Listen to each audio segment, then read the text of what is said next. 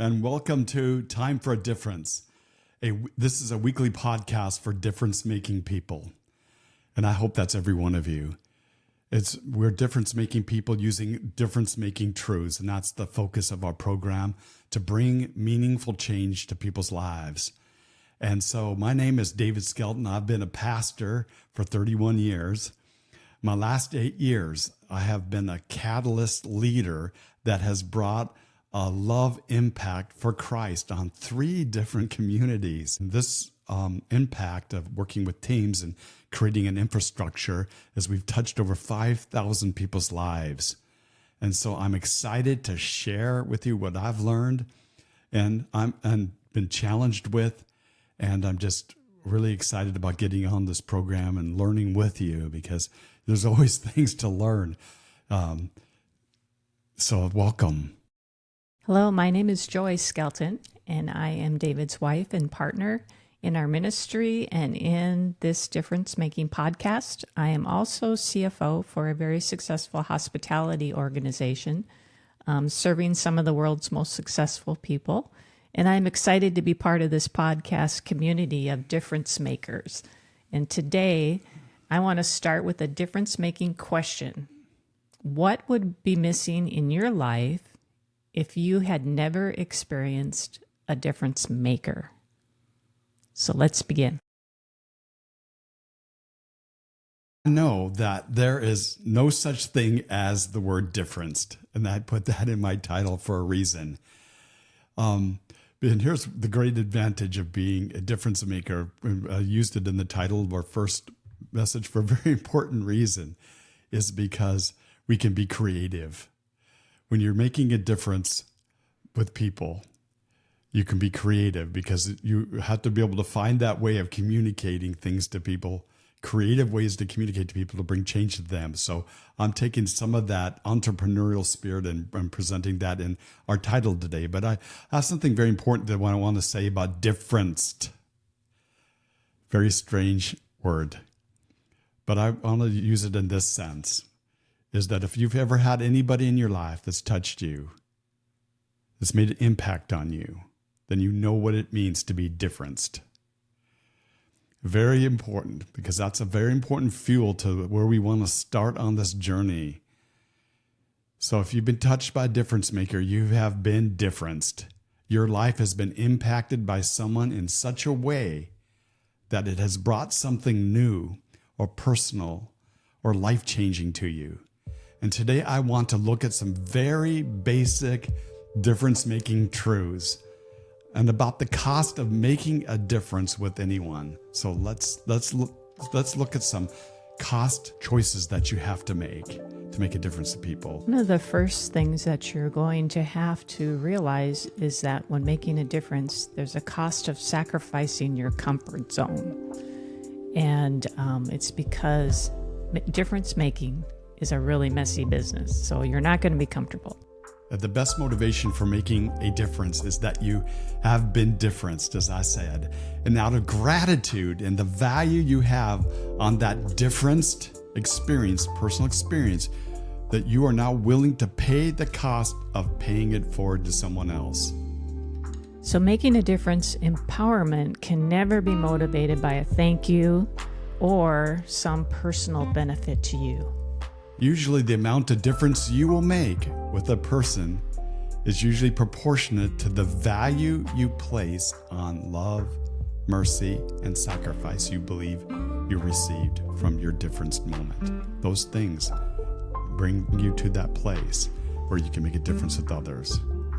So the cost of helping people get to the finish line where people are motivated to move forward on their own in their lives in a changed or healthy way. So there's a cost to getting people to that finish line. It doesn't always happen instantaneously. Making a difference with people often requires a committed team of people to take some level of responsibility to support the people that you're working on in their healing and growing journey.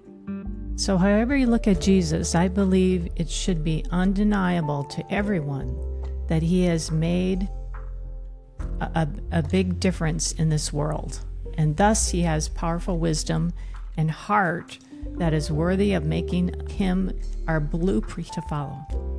In my history as a difference maker, I have never seen the impact of Jesus fail to transform anyone that's open to him. Thus, I will speak to you my position of faith in him with this program. At the same, because of how much he loves difference makers, I want to be respectful for different opinions at the same time. So let's look at the story that illustrates some of these different costs to difference making. So I'm going to read from Luke chapter 10, verses 25 through 37. And it's a story about that we tend to know as the Good Samaritan. So let me read this whole story to you. It says, an expert in the law stood up to test Jesus. He's going to test Jesus. He says, teacher, what must I do to inherit eternal life? All right, I put the word there, put his accent there. He says, so Jesus says, what's written in the law? How do you read it? And the man answered, love the Lord your God with all your heart and with all your soul and with all your strength and with all your mind, and love your neighbor as yourself. Jesus replied, you've answered correctly. Do this and you will live. But listen to this man. He wants to justify himself. So he asked Jesus this. He said, and who is my neighbor? And Jesus is really going to give us a new definition of neighbor. It's not going to be the old Bob next door that has his shirt off and has put on any deodorant for a month. Okay. But I want to have fun with that picture, because that's a lot of times we're going to be talking about it being a messy business. So he asks, who's my neighbor? In reply, Jesus says, let me give you a definition of what that neighbor really should look like, the neighbor that God defines it as. He says, let me give you a story. He says, a man was going down from Jerusalem to Jericho, and then he was attacked by robbers. They stripped him of his clothes, beat him, and went away, leaving him half dead. What happens? A priest happens to be going down the same road. And when he saw the man, he passed by on the other side. He didn't want to get too close of a look.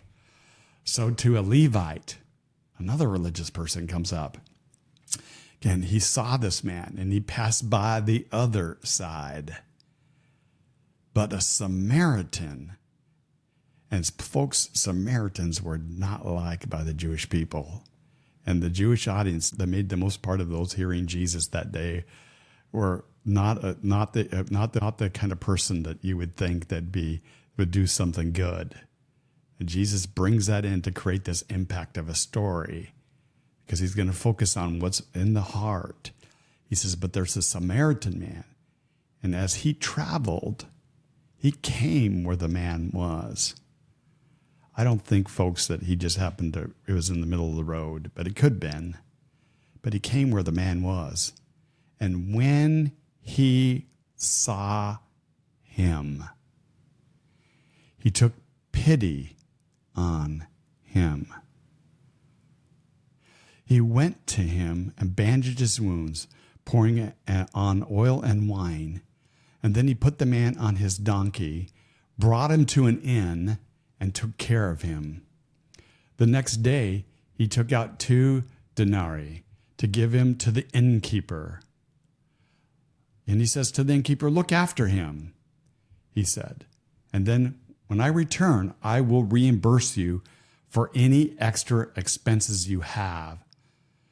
Which of these 3, Jesus now concludes, as he's telling this guy who wants to justify himself, who's my neighbor? He says, which of these 3 do you think was the neighbor to the man who fell into the hands of the robbers? The expert in the law, in the word, says the one who had mercy on him. Jesus told him, listen, go and do likewise. And that's what the Lord's going to say to all of us today, is go and do likewise. This high vision of what Jesus wants from us is something that we have aspirations to live to. And so I want to now just really focus on what is the cost of of being a difference maker. There's definitely an emotional cost in this story. All sorts of costs that are in this story that we should begin our experience of looking at. And so the cost of making a difference, to have a heart that's willing to make a difference with people. Yeah, I think you said a big thing there. It starts with the heart. So we are to see people's pain or struggle in a personal way. You know, it's easy to just notice pains and struggles, but to really put your heart in there, that's where the cost is. That's where we make that decision to step over to be a difference maker. So all three of these characters in the story, they saw the same hurt, they saw the same man, but only one of them had the heart to do something.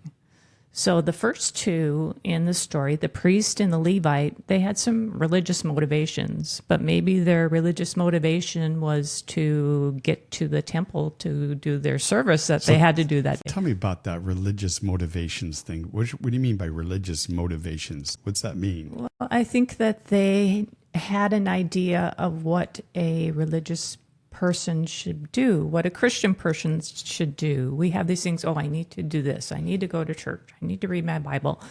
But if there's no heart behind it, it's really not. Hey, you forgot, I need to be good to people, right? Oh, yeah. Nice to people, I need to be good. Yeah. So maybe they walked by him and they said, that poor guy, and they felt, that's my religious duty. I felt sorry for him.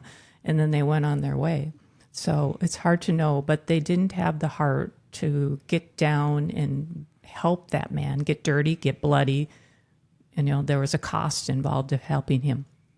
Yes, I think I was going to say there is that a religious heart. We're going to be talking to a lot of Christians that are going to be mostly attracted to this podcast, but as we said earlier, we want everybody to hear. But I just want to say this, is that we always think that because we have a real love for Christ in our heart, that we tend to look at difficult situations and we see ourselves as like giving us a pass because we have the right, kind of feeling towards the hurt situation. And that's what those religious people did, didn't they, Joy? They just kind of walked around that. Yeah, I think we've all been there. But so what was different about the Good Samaritan? So what made him stop and take care of that man? What kind of heart did he have? Maybe he was a person that was differenced by someone else. So, in the Bible, it says we are comforted with the comfort that we received. Maybe this guy had been through a situation where somebody came and made a huge difference in his life. So now he wanted, when he saw somebody in need, he said, I'm going to step in and help. Yeah, I think you're right about that, Joy. I think it's speculative, of course, to look at that and say that this man had maybe been differenced in his life, but I think it is true. I think that sometimes makes us the most sensitive and the most bold about helping people. You see this in programs like AA, where a person who's been really struggling with alcohol, and then they get victory in their life, and then they talk about the powerful people that came alongside of them that had a history of really overcoming all the challenges that this person's been struggling with, and those people walked with them patiently and gave them the wisdom and spotted them when they lied and said they weren't drinking, and etc. I think that sometimes it's being different, knowing the value of being different, that makes a difference. So the strength of heart to step in is an expensive and messy business. And I think that's shown by the Samaritan, is not only these things that made him just go and answer the call, but what happened to him? Well, to fix that guy up, he got bloody. He probably had to rip his own clothing up to create bandages. I doubt he had a first aid kit there. And where he got the ointment, maybe at the hotel, maybe this is an overlapping thought, but he had ointment. Maybe ointment was kind of a general thing that people carried with them. He took him to what we call a hotel, somebody's house that would allow him to stay there. And he also this healing and the carrying expenses. He took all that on. It's bad enough, especially when you make a difference with people, when people actually get themselves into these mistakes and then you got to fix them up. It's like, it's expensive, and it's just like, man, where do I draw the line? How expensive is this going to get? But this, again, the Good Samaritan, the one that Jesus is raising us up to, and the one I want to raise you up to be too, whatever way I can encourage that in you, is that you have to be able to pay that price. It's expensive. It's messy. He had to sacrifice his work schedule, and he had a home life probably. And this interruption of dealing with this guy and healing this guy, and then subtracting whatever it cost him financially, and until, at the time, and then saying, I'm going to pay the bill later. I don't know if the guy was rather the guy living high on the hog. I don't know.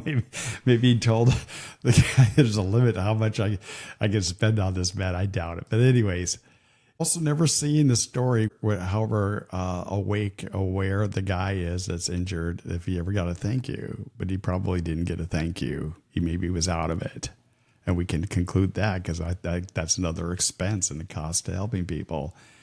And he was committed to the healing process with his money and his partnership. And I want you to notice that probably the one real unrealized picture here is the partnership. He has a partner. He actually has two partners. He has God partnering with him, because God wants to help these kinds of neighbors. You want to make a difference maker. You want to be like this neighbor. But he also had another unsuspecting, unheralded partner, and that's the innkeeper. That innkeeper could have said, oh, I don't do that kind of business here. I just, you take him, you put him on your horse and haul him wherever you want to take him. So this innkeeper goes along with this project of helping this man and saying, you help him until he gets there and I'll pay the bill. And that's exactly what this innkeeper is going to do. And we know in his heart that he took on the responsibility for that. And so we need to have partners too. And there's a cost to that. Sometimes we want to help people and we want it to be our project. But if you're going to make an impact on somebody in your family, or you're going to make an impact in your community, you want partnerships. And that's what I learned when I first did my different ministries out into the community. All three of my different outreaches that I've done to literally leave a footprint in the community, I had partners. I brought people in with me. And one of the things I would do is when I was always really good at breaking the ice and meeting people and connecting with them. And then I would do with my team is after I do that, I would say, this person here, next time we go out on that area to help in that area, I want you to take care of them and partner with me and know what's going on with them and maybe connect with them further than I can. And the reason I had to do that is because we had teams of people and we were touching thousands of people's lives. There's no way I could touch them all. So I always gave that over to my team and said, I want you to take care of that person. And even some of my directing was, how are you taking care of that person? What's going on with that person? And so that's an expense. I had people said, I've never done that. I've been out there and met a stranger and connected into my life and then took care of them.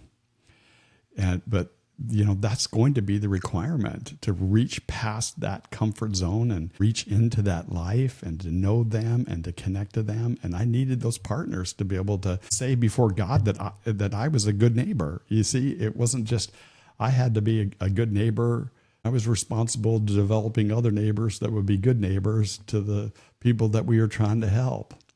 And so I had a responsibility too, that when I'd meet the individual person, I'd say, hey, how's it going with this person that we're going to meet today? And what do you know? And they would, and my people, I'm so blessed to be around people, the many teams of people that are going to hear this podcast and remember, and those that are involved in what we're doing now, they have so many stories of how they entered people's lives, these strangers' lives that we just met. And it became a powerful part of their story. So we want to give you a big thank you for taking time out of your busy schedule to join us. And if you like this podcast, would you please consider joining our community and hit subscribe? You can find us on Facebook. We'd love to hear from you. If you have a heart to be part of our difference-making outreach in our community that we're at now, please consider this donation to buy us a coffee. It's in the link below. And to everyone, please feel free to leave us messages and know that we got a heartbeat out there on our Facebook page. And leave any kinds of questions you have, and we'll try to be good about getting on those things and being a good neighbor that way. And also leave some ideas. The last thing I want to say about the difference-making experience is that I know everything. Almost every time I go out and meet a new person and I'm connecting to new people's lives and dealing with the different issues that they're going on, it's like I always have to learn that person and learn what's going on in their lives and learn new things about them and myself to be able to find a way. And that's the thing, is reinventing yourself to be able to help people, to bring the image of Christ out you. And that's why we said we make him our blueprint. I always need ideas. So I want to hear difference-making stories. And I just want to say thank you for coming to our show today. Until next week, let me give you a challenge. Why not try to smile to everyone you meet this week?